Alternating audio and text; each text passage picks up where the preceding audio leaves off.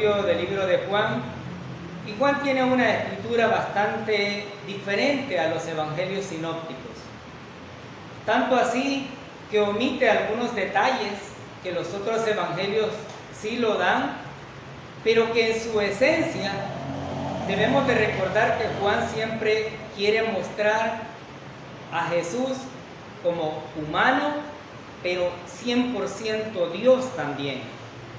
Y en este contexto, el Señor nos ha venido mostrando a través de muchos de los estudios que siempre tuvo un propósito para la humanidad.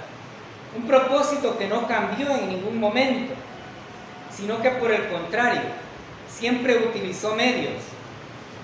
Desde el Antiguo Testamento utilizó profetas, maestros, utilizó apóstoles, gentiles, incluso en el Nuevo Testamento. Y hoy por hoy utiliza la iglesia para revelar ese propósito. Ese plan perfecto con el cual el Señor diseñó todo y arquitectó y llegó a ejecutar la obra perfecta, es lo que nosotros llamamos plan de salvación. Ese plan perfecto requería de un ser humano perfecto, sin mancha, sin arruga, y todo el Antiguo Testamento había venido enseñando eso, haciendo como símbolo representativo una ovejita, un cordero que fuera lo más sano posible, es decir, que no tuviese nada que padecer. Pues para que ese sacrificio y ese plan se concretara, tenía que haber un ser humano que cumpliera todas las características. Y no había humanamente dentro de nuestra raza quien lo pudiera hacer, sino el Dios mismo encarnado en su Hijo Jesucristo. Cuando nosotros estamos estudiando el capítulo 18, estamos viendo el camino a la crucifixión de nuestro Señor Jesucristo. Un camino que desde su inicio ya fue amañado. A veces nos sorprende a nosotros cuando vemos características en los seres humanos de amaños en las autoridades, pero aquí no había otra cosa que lo mismo. Este proceso ya iba amañado, iba injusto, era impuro, estaban juzgando a quien no tenían que juzgar, pero por una simple razón: la clase religiosa no estaba interesada en perder su estatus. Su posición era determinante. Ellos sabían que si perdían su posición, definitivamente, entonces no tenían nada. Y aquí hay un problema que como congregación necesitamos saber. Usted puede tener la mejor posición económica y política, pero si usted no tiene a Cristo en su corazón, usted no tiene absolutamente nada. Y usted me dirá: sí, pero la Biblia me dice que voy a sufrir en Cristo. Sí, pero el mismo Cristo que te dice que vas a sufrir, te da la garantía que te va a sacar de ese sufrimiento. Entonces, estos hombres se negaron totalmente a aceptar esa verdad. Óigase bien, se negaron, no significa que no la conocían. ¿Quiénes enseñaban la Torá durante todos los actos que hacían en las sinagogas? La clase religiosa. Ellos sabían, habían profecías una a una que decía de dónde iba a venir el Mesías, dónde iba a nacer el Mesías, el nombre que iba a tener el Mesías. Pero resulta ser que estos se niegan totalmente. Como muchas veces, como decía el hermano que dirige, muchas personas no tienen interés en el Evangelio. Están despreciando a Cristo sin darse cuenta que están despreciando todo el bienestar que terrenalmente pueden tener. Y es lamentable que todavía en este tiempo hayan tantas personas que en vez de decir sí al Evangelio, sí al regalo que Dios ha dado, todavía sigan diciendo: no, cuando yo esté mayor, cuando yo ya no pueda hacer otras cosas. Y eso es bien lamentable, porque hoy por hoy lo único que el ser humano tiene garantizada es la muerte. pero aquellos que mueren sin Cristo van para un lugar de tormento. Pero aquellos que mueren en Cristo, la Biblia testifica que Dios manda ángeles para llevarlo allá. Y eso es mejor que muchas cosas que suceden en nuestro mundo. Estas verdades que ellos negaban aceptar no eran sino la enseñanza del mismo Dios Todopoderoso que había venido a revelarse, a demostrar que a través de su ministerio Él podía, a través de su obra redentora, hacer el plan perfecto que Dios tenía diseñado. El hombre, a través de toda la historia, ha tratado de alcanzar a Dios.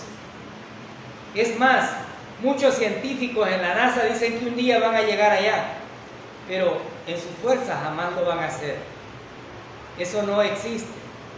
Ellos han tratado de darle explicación a muchos fenómenos, han tratado de identificar cada situación que sucede con los astros, pero se han quedado cortos, porque mi Señor lo ha dicho anticipadamente cada una de las cosas.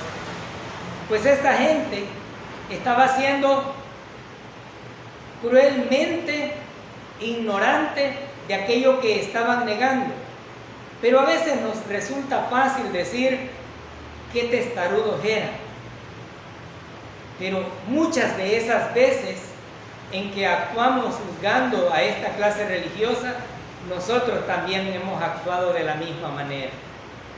¿A cuántos de nosotros no se nos predicó el Evangelio muchas veces y decíamos, no, en otro tiempo?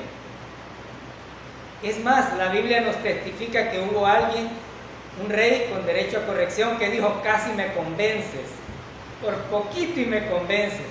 Muchas personas todavía lo siguen pensando de esa manera. El plan perfecto que Dios diseñó estaba estratégicamente mostrado para llevar al hombre hacia la presencia de Dios Todopoderoso. Algunos todavía siguen diciendo, ¿quién les ha dicho que Dios existe? Bueno, déjenme decirle que la palabra ratifica, la ciencia lo demuestra nuevamente y no hay duda acerca de eso. Muchos científicos se preguntaban dónde están las 4 horas que surgen a partir de un año bisiesto o de los 4 años hasta llegar al año bisiesto, que hace un nuevo día para el 29 de febrero, y no se lo encontraron. Humanamente no había forma. Pero luego fueron a la Biblia y determinaron que Dios hizo una obra en un momento determinado, y entonces entendieron por qué cada 4 años existe un 29 de febrero. Pero aquí estos hombres estaban negando totalmente.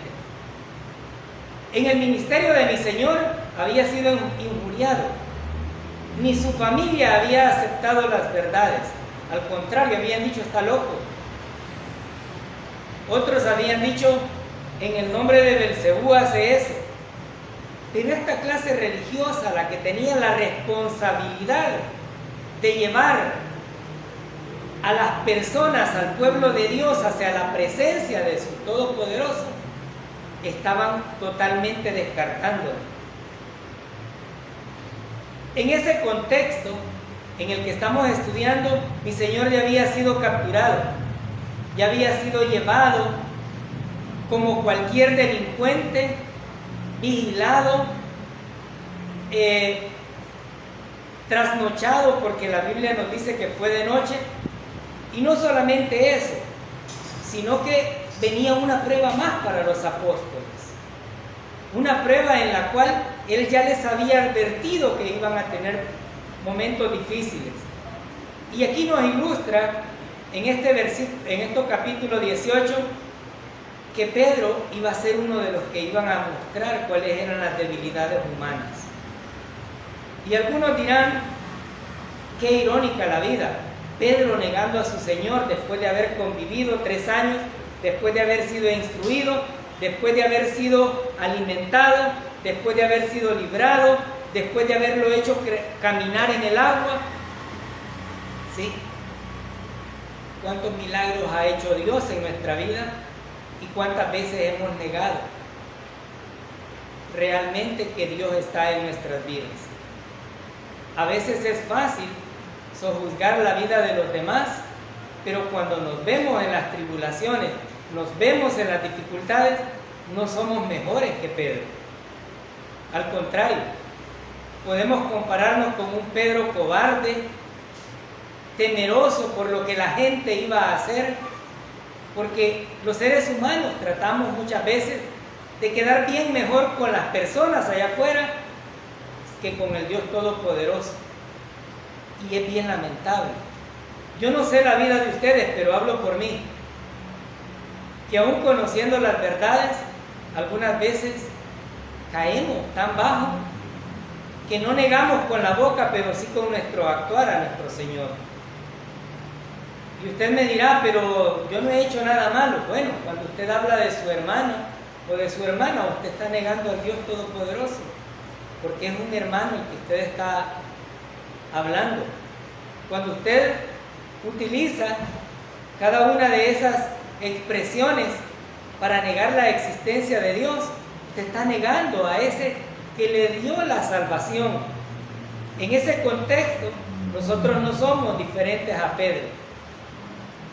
Y ahora los quiero llevar justamente a una parte donde la tradición judía siempre hacía pasar a través de su justicia a aquellos a los cuales iba a juzgar. Vayamos al capítulo 18, versículo del 19 al 21. En este contexto ya Jesús había pasado por Anás. Anás había sido un sumo sacerdote, pero que ya había entregado su servicio a otro que posteriormente tenía que haberle sido juzgado. Pero dentro de la tradición judía, el que ya había sido tenía tanto poder como al otro que había sido designado. Y en ese contexto estamos. Versículo 19. El sumo sacerdote preguntó a Jesús acerca de sus discípulos y de su doctrina. Jesús le respondió: yo públicamente he hablado al mundo, siempre he enseñado en la sinagoga y en el templo donde se reúnen todos los judíos, y nada he hablado en oculto. ¿Por qué me preguntas a mí? Pregunta a los que han oído. ¿De qué les he hablado? Ellos saben lo que yo he dicho. Este pasaje nos retrocede un poquito al relato de lo que era el juicio del Señor. En este contexto, el sumo sacerdote estaba juzgándole, estaba tomando en consideración. Pero nótese algo muy característico de estos versículos. En la parte A del versículo 19, el sumo sacerdote preguntó a Jesús acerca de sus discípulos y de su doctrina. Pregunto, ¿entendían ellos cuál era la doctrina de mi Señor? Sí. ¿Cuál fue el problema? Que se negaron a creer. Ellos entendían de qué hablaba, pero como muchas personas hoy en día no lo quisieron aceptar. Muchos de este tiempo, cuando hablan de doctrina, dicen: ¿y de qué se tratará? Mi Señor había venido a establecer el reino, un reino terrenal en su pueblo escogido, pero el mismo pueblo lo despreció, y la Biblia nos dice: a los suyos vino y los suyos no le recibieron. Entonces mi Señor pretendía a través de esto establecer su reino, pero el sumo sacerdote había entendido. Y mi Señor le contesta muy sabiamente y le dice: yo públicamente he hablado al mundo, siempre he enseñado en la sinagoga. Y aquí encontramos un punto importante: y en el templo donde se reúnen todos los judíos. ¿Habían estado ellos ahí? Sí, habían estado. ¿Cómo lo sabemos? Porque estaban tramando algo en contra Y para poder llegar hasta ese punto, habían tenido que escuchar. Habían evidenciado los milagros. Pero en vez de eso, el Señor dice, ¿por qué me preguntas a mí? ¿Por qué realmente no le preguntas a alguien más para que te exprese lo que han oído? Observamos aquí que el Señor muestra su dignidad al responder, pero luego tenemos una reacción. Versículos 22 y 23. Cuando Jesús dijo esto, uno de los guardias que estaba allí le dio una bofetada diciendo, ¿así respondes al sumo sacerdote?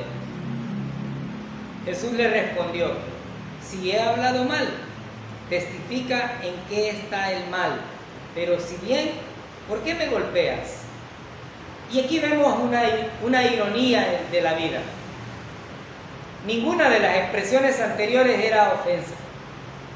Lo único que estaba manifestando mi Señor es que si querían el testimonio de algo y la validez de lo que había enseñado, habían otros a los cuales preguntar la verdad de lo que Él había enseñado. Ya hemos aprendido que cuando el testimonio de dos o más están, para los judíos es una verdad. Entonces, aquí vemos un tercero. Dice, un guardia que estaba ahí le dio una bofetada. Y aquí vemos cómo la ceguera espiritual había llegado a todos estos hombres, porque no solamente lo estaban juzgando, sino que ya lo estaban maltratando. Pero también vemos la humildad de mi Señor, no la soberbia, porque mi Señor no tuvo ese problema. Él recibió una bofetada y lo único que hizo fue, si he hablado mal, dime cuál fue lo malo que yo hice, pero si he hablado bien, ¿por qué me golpeas? ¿Qué hubiésemos hecho nosotros si recibimos una bofetada? Nos vamos con ganchada. Y como me enseñó mi mamá, a piedra llena, papadele, porque ahí no pierde golpe. Pero mi Señor estaba mostrando a través de su actitud la disponibilidad de poner su vida en amor a la humanidad. Nosotros no actuamos de esa manera. Nosotros incluso si dicen, fíjate que el fulano habló de vos, espérate, que ya le voy a contar las pititas que tiene, ya vas a ver. No, aquí no se trata de eso. Mi Señor había sido juzgado. Obviamente ese juicio era totalmente absurdo. No había de qué acusarle. Ese juicio era como cuando usted dice voy a castigar a mi hijo y no le da ninguna opción de defenderse y va solamente con el castigo. Aquí no había opción. Estaban preguntando algo que ellos ya sabían, pero que en sus corazones habían maquinado llevar al final. Y no iba a haber ninguna razón humana que cambiara eso. ¿Por qué? Porque estaban con una venda puesta en sus ojos y Satanás había tomado posesión de ellos para que ellos no pudieran ver el resplandor del Todopoderoso al frente. Mi Señor se sometió a esta clase de humillación y se entregó a morir por el pecado de cada uno de nosotros. Lo que este pueblo estaba haciendo obviamente era ilegal, pero dentro de lo que ellos querían, tenían que hacer todas las cosas como ellos habían dictado y como la palabra de Dios lo había profetizado. Sin embargo, la ley decía que incluso aunque alguien fuera culpable, no tenían derecho absoluto nadie de golpear a alguno que fuera acusado. Pero esto ya habían iniciado a eso. Ya habían bofeteado a mi Señor, aun cuando ni siquiera había sido declarado culpable. Porque hasta aquí lo único que estaban haciendo era enjuiciándolo, manifestando únicamente parte de su tradición. Versículo 24. Anás entonces lo envió atado a Caifás, el sumo sacerdote. Y vemos aquí, como decimos en El Salvador, cómo se pasaron a mi Señor creyendo que era cualquier objeto. Ya pasó el juicio de Anás, ahora lo va a enjuiciar Caifás, el actual sumo sacerdote. Versículo 25 al 27. Estaba pues Pedro en pie, calentándose, y le preguntaron: ¿no eres tú de sus discípulos? Él negó y dijo: no lo soy. Uno de los siervos del sumo sacerdote, pariente de aquel a quien Pedro había cortado la oreja, le dijo: ¿no te vi yo en el huerto con él? Negó Pedro otra vez, y enseguida cantó el gallo. Juan introdujo esta parte para dar a conocer a un Pedro acobardado, un Pedro que había perdido toda la noción y toda la instrucción que mi Señor le había dado, pero que quería seguir de cerca cada una de las acciones desde que habían capturado a mi Señor. Y como él quería seguir cada una de las acciones, se ve involucrado y están calentándose porque hacía mucho frío en la noche. Pero alguien lo ve y le dice: tú eres uno de ellos. Le dice: no, no soy. Pero ya antes había negado la primera vez. Pero luego aparece por ahí una pariente de a quien le había cortado la oreja y vuelve a negar. Pedro negó 3 veces. Pero después de esta situación en la cual Pedro se vio, nos damos cuenta que lloró de tristeza, de verse realmente cuán bajo podía haber llegado en su humanidad al negar al Todopoderoso. Cuando nosotros estudiamos otro evangelio, nos enteramos que Pedro salió y que lloró. Probablemente se sintió atormentado al ver el rostro de mi Señor, al ver las injusticias que estaban haciendo, pero obviamente había sido puesto en evidencia por alguien que había estado en el momento en que mi Señor había sido capturado, una pariente del soldado a quien le había arrancado la oreja. Y no había forma de negarse, ella lo vio. ¿Cuántas veces nosotros, cuando hemos estado en medio de las dificultades,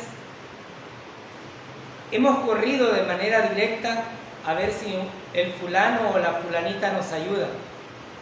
Y hemos dejado como última opción al Dios Todopoderoso, que tiene la llave de todo cuanto existe. Y cuando hemos hecho eso, realmente no solamente lo hemos negado 3 veces, sino más. Este hombre había jurado antes incluso morir por el Señor, pero los planes de Dios no eran esos.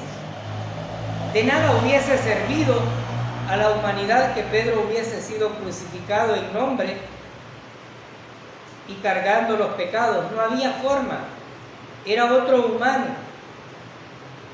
De nada hubiese servido que Pedro hubiese entregado su vida cuando ni siquiera podía tomarla.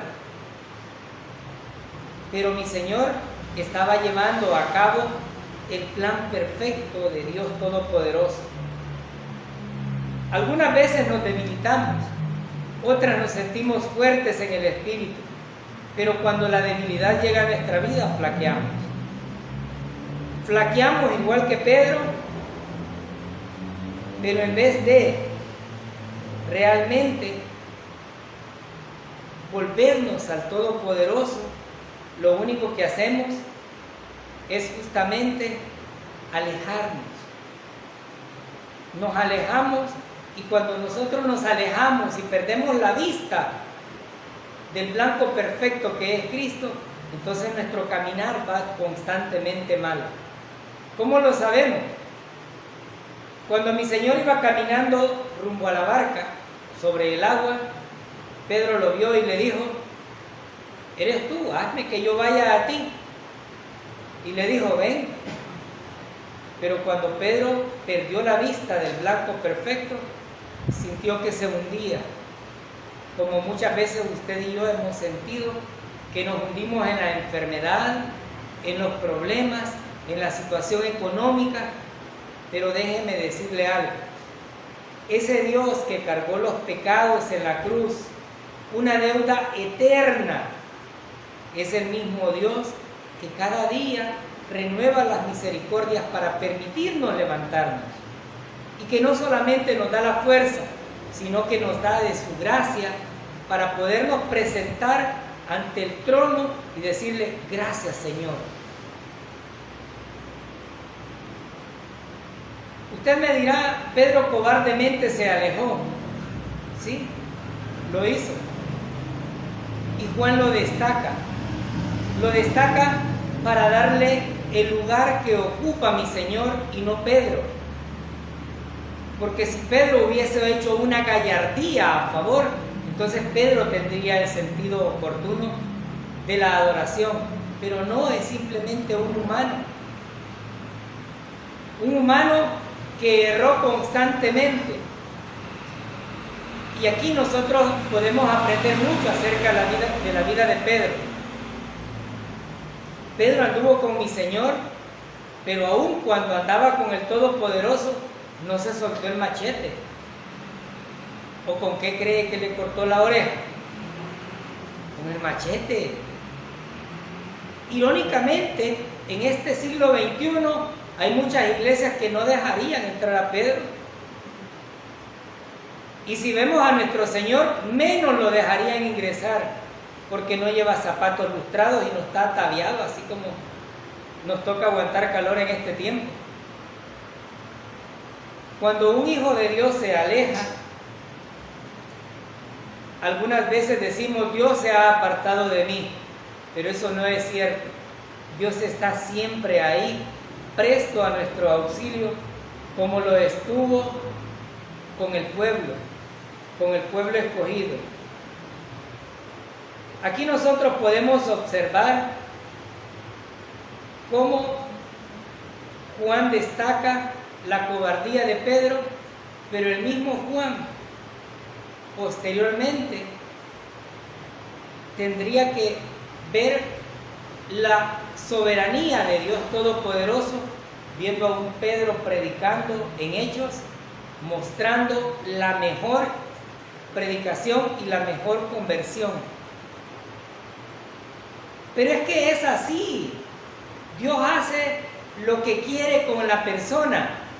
Y esto es lo que Juan nos quiere enseñar también aquí. No era Pedro el que tenía el poder, sino Dios a través actuando de Pedro para dar a conocer el Evangelio.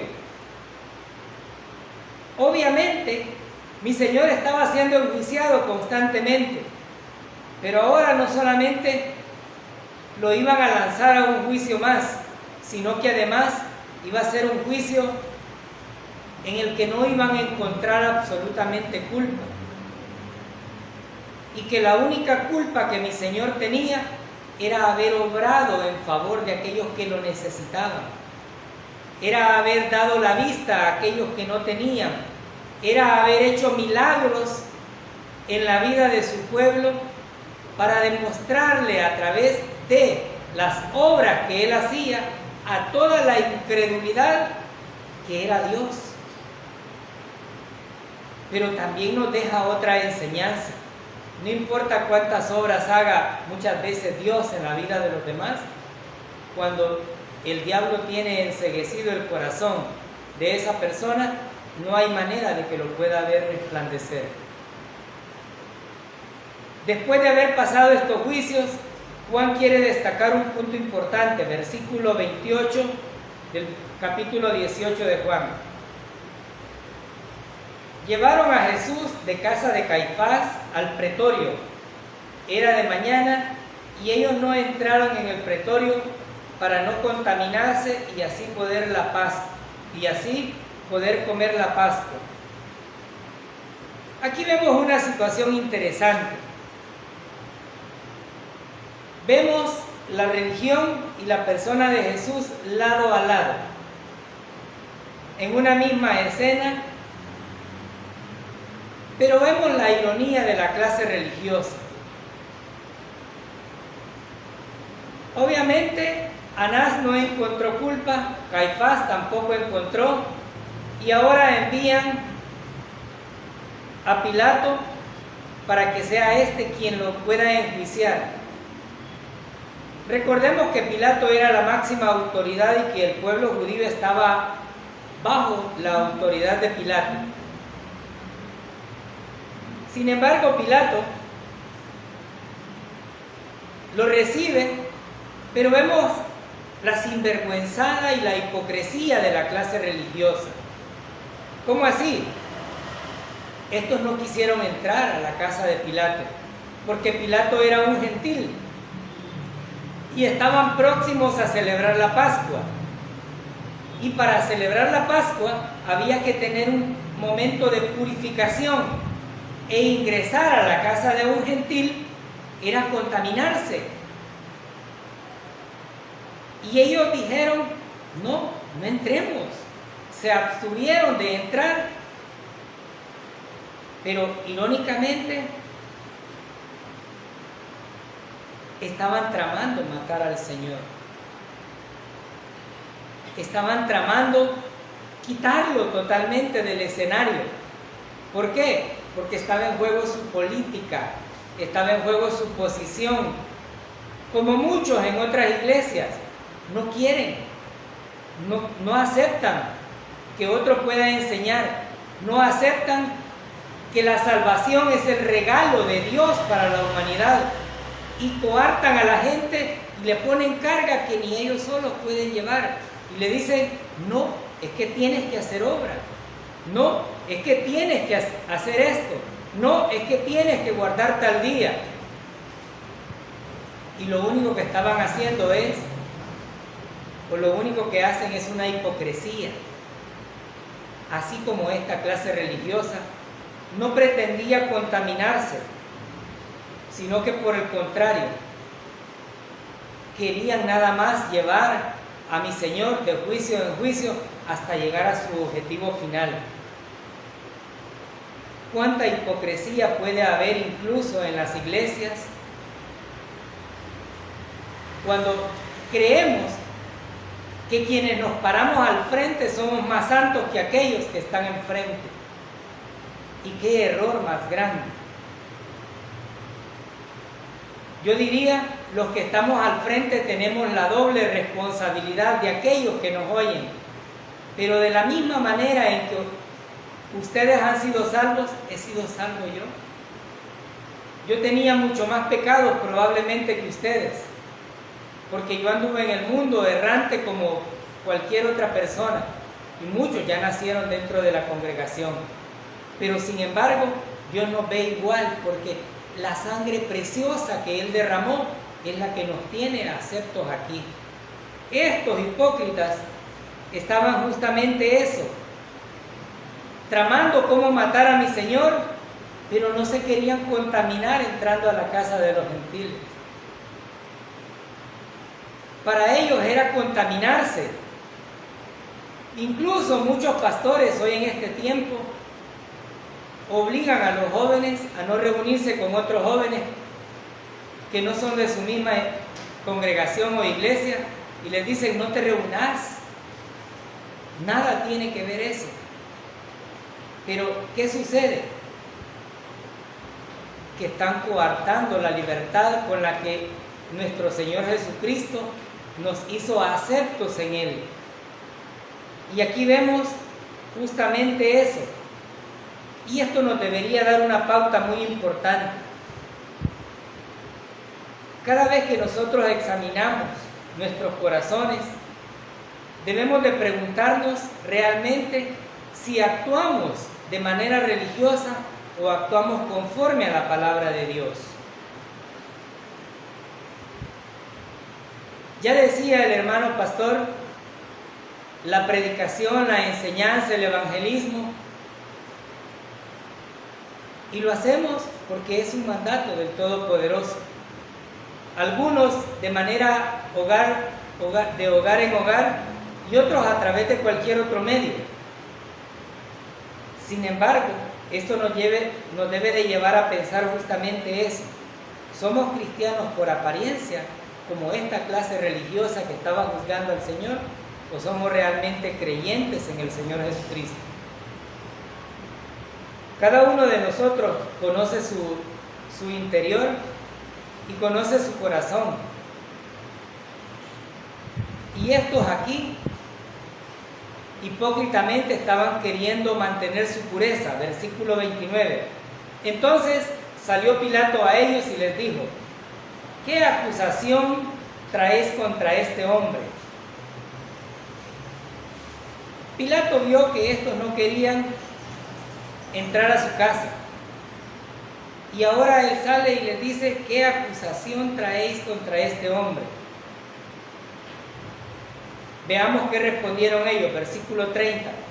Respondieron y dijeron: si este no fuera malhechor, no te lo habríamos entregado.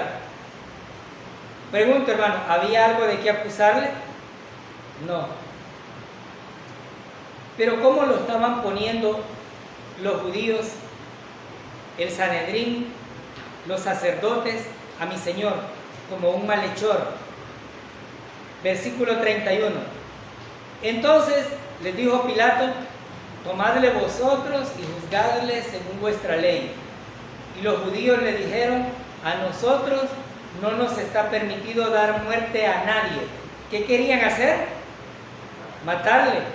Pero no se querían contaminar con los gentiles. ¿Qué eran entonces? Religiosos, sinvergüenzas, hipócritas, que no tenían absolutamente nada de qué guardar. No había ningún tipo de blancura en sus vidas. Estaban queriendo llevar a mi Señor a la muerte, pero consideraban la contaminación. Pero se vestían bien bonito, como muchas veces nosotros lo hacemos. Andaban ataviados de blanco puro, pero en su corazón, mi Señor se los dijo, son sepulcros blanqueados. Había una gusanera enorme. Aquí podemos ver cómo Pilato intercede por Jesús y les dice: juzguenlo ustedes. Pilato estaba diciendo: si ustedes creen que tiene algún delito, júzguenlo. Pero aquí había otro problema. Para que ellos juzgaran, necesitaban 2 testigos que ratificaran cuál era la cosa de la cual había que acusar al Señor. Pero el pueblo no lo acusaba en sí.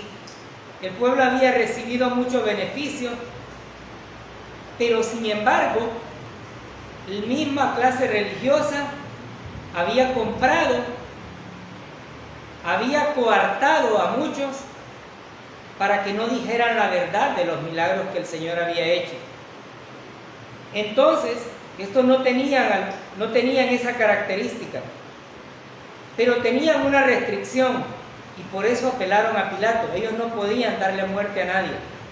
La máxima autoridad era Pilato en ese contexto y por lo tanto ellos decían: si queremos celebrar la Pascua, que otro haga el trabajo malo, pero yo la celebro con toda pureza.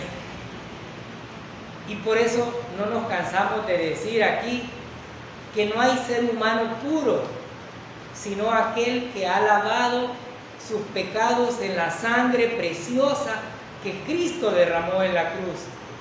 Y aquel que confesó, aquel que cree que la obra redentora de nuestro Señor Jesucristo fue total como pago de nuestros pecados, ese es el único que puede tener la justicia que Dios imputó sobre su Hijo para poderla tomar. Estos santísimos querían presentarse al pueblo con un corazón puro, limpio, pero su corazón no tenía la pureza necesaria. Y aquí podemos aprender otra cosa muy importante. Las apariencias no sirven de nada. Yo puedo decirles cuántas veces nos han dicho o han dicho algo de algún hermano y dicen, ese no es cristiano, porque se pone calzoneta, porque va a jugar fútbol, porque anda en chores, anda unas camisas escotadas, o porque no se puso camisa en su casa. Pero si las apariencias fueran importantes, mi Señor lo hubiese dicho. Pero la apariencia no tiene nada que ver.